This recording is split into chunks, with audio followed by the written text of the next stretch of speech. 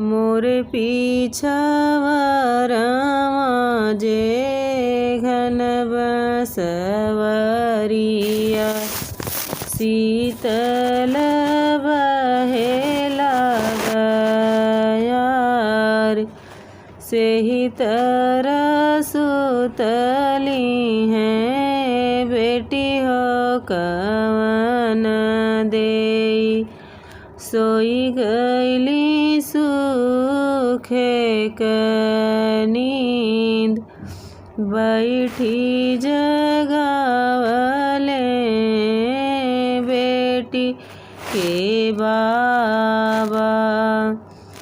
बैठी जगावले बाबा हो कवन सिंह उठा बेटी भये भीनु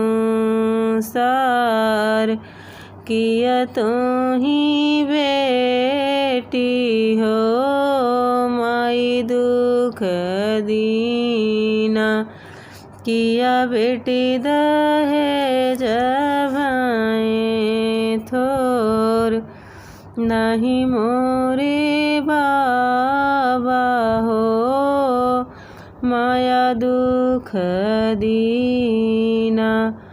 नाही दहेज भाए थोर तब तक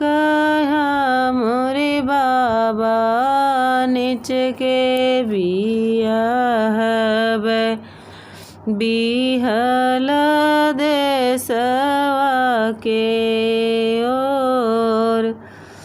माई मोरे बाबा रोवत मारी जई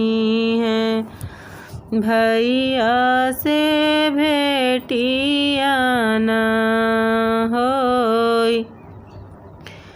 आगे आगे मोरी बेटी डढ़िया जे